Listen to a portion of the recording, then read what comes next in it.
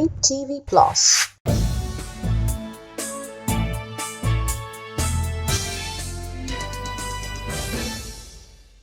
You are watching Evening News Update on Flip TV Plus. Here are the headlines.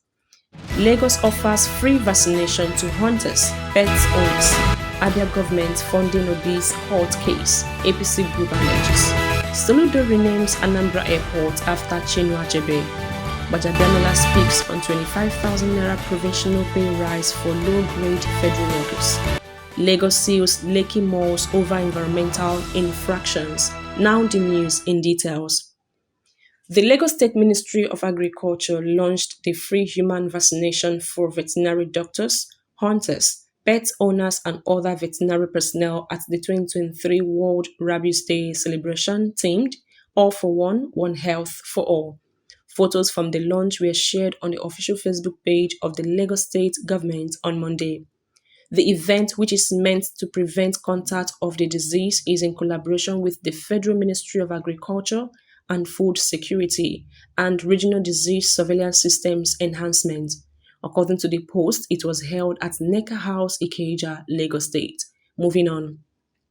Stakeholders of the All Progressives Congress APC under the EGS of ABIA Interest Group have warned Governor Alex Otti of ABIA State to stop allegedly funding the legal case of the Labour Party's presidential candidate, Peter Obi.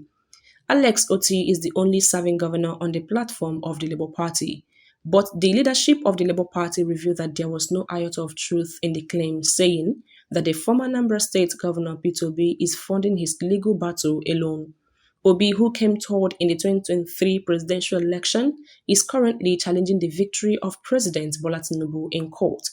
The development is coming barely 24 hours after the national president of the Nigeria Union of Local Government Employees, Ambali Olatunji, also accused the Abia State governor of meddling in the affairs of NURTW in the state.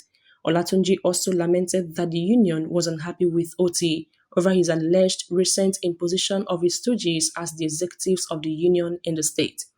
Addressing a press conference on Sunday, the group reiterated its claim that if the state governor was allowed to continue funding Obi's presidential case, it would have a negative effect on the economy, welfare and development of the state. Reacting, National Legal Advisor of Labour Party, Kehinde Edun, said Obi did not need anyone to fund his legal battle. Edun also kicked against the report, saying it was obviously peddled by those who were jealous of Otti's giant strides in the state. In other news, the Anambra State Governor, Professor Chukwuma Charles Soludo, has announced the renaming of the Anambra State International Airport after the late literary icon, Professor Chinua Achebe. Soludo disclosed this on Sunday during the Independence Day celebration at Dr. Alex Ekwueme Square in Awka, the state capital, pronouncing that the airport will now be called Chinua Achebe International Airport, Umweri, moving forward.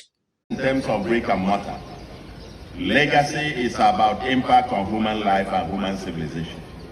That is why those who have been celebrated for centuries are not those who built artifacts, but those who changed the course of history.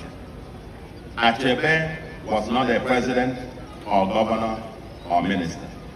He did not build bridges or roads or airports, but he will outlive most presidents, governors, and ministers in our minds. Achebe gave the African literature an identity and a voice. In a way, he rightly reconstructed and refined who we are, and we will never forget. Indeed, he was not just an Anambra hero, nor a Nigerian hero. Chinua Achebe was an African and global hero, and yet largely unsung at home. Achebe rejected Nigeria's national honors twice in protest against what he perceived as injustice to his home state, Anambra. Today, Anambra will finally honor Chinua Achebe.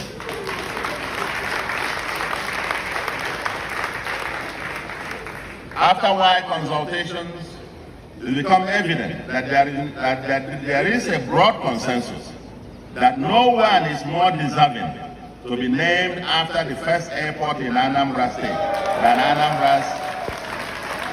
Anambra's all-time greatest literary gift to the world, Chinua Achebe. We know that with the escalating population of Anambra will probably need 2 more airports in the future. But this first one, consequently, we are committed to rename the Anambra International Cargo and Passenger Airport Umueri to Chinua Achebe International Airport Umueri.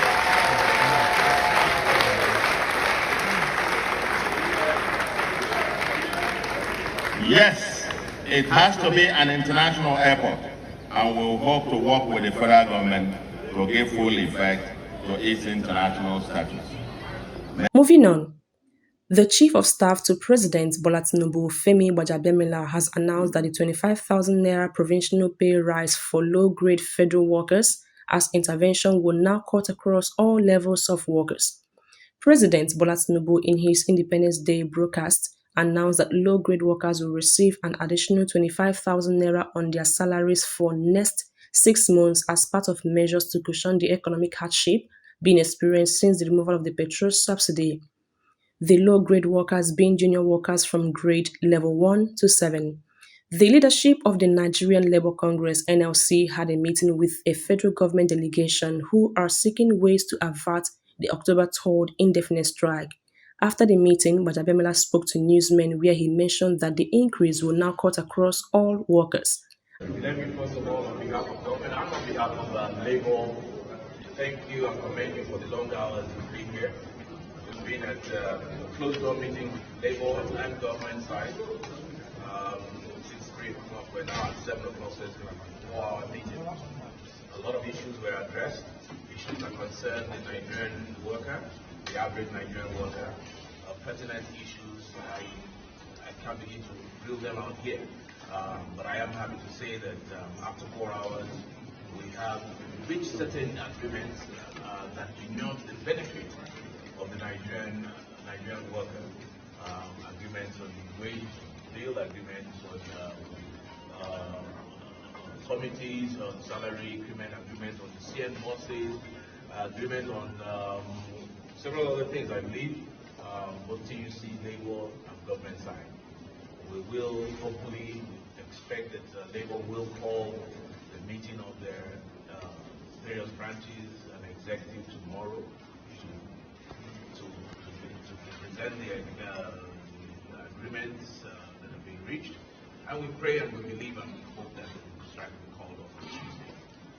So I want to once again thank Labour for taking time out on a good Sunday like this, when they should be with their family, to come and discuss in the interest of the workers. Thank you very much. Can we have some details of we'll give you. The Minister of Information is here. He has all the details and he will get those things across to you.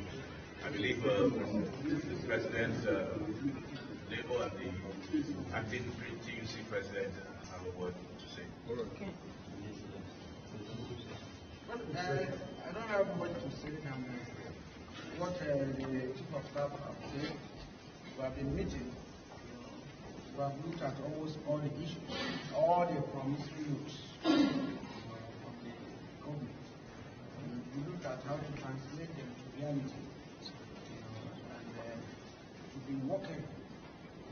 And then we are going to take those promises to our organs. Of course, we know these people here just wake up and review and follow up action. So, like he said, I hope that our organs will have a look at them and give us a fresh mandate on what needs to do. It's a simple one. Before the TUC, I must quickly clarify something that can't be clarified now, and we also must thank Labour for that keen observation. Twitter, there's a lot of chatter on Twitter about the issue of low income workers only falling into the category of the wage, and they supported that, and that is we did communicate with the President, and we quickly did say and agree that all categories of workers will be given the wage bill. There's nothing like low income, mid income, or high income. I think that is what the clarification tonight. Thank you. Okay, thank you.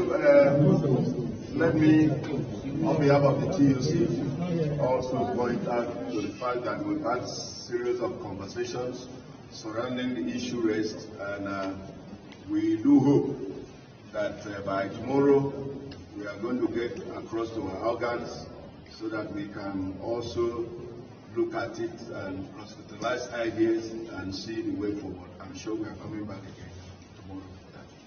Thank you. I must also say, moving forward, it's very important for us to underscore something. Labour and government are not adversaries. Labour and government are working, at least moving forward, in partnership for the good of the common man. That's important to us. Are you reconvening tomorrow? After our Organs. And finally, the Lagos State Ministry of Environment and Water Resources has sealed several malls in the Lekki area of Lagos State for environmental infractions. Commissioner of the Lagos State Ministry of Environment and Water Resources, Tokunbo Wahab, made this known on his X page on Sunday. Sharing photos from the site, Wahab tweeted, "After the extensive inspection of Lekki Phase 1 on Saturday, 30th October 2023, I ordered the seal-off of Nenlox Mall, The Place Brassers Place, Admiralty Mall, Undeveloped Land, C-Mart Supermarket, Frisia Foodies Restaurant, Nectar Beauty Hub and Cello Lounge due to various environmental infractions." And that'll be all for now. Thanks for staying with us on Evening News Update on Flip TV Plus. Do want to subscribe and turn on the notification bell for more reports as they drop. I am Gladys Aluzin reporting for Flip TV Plus. Goodbye for now.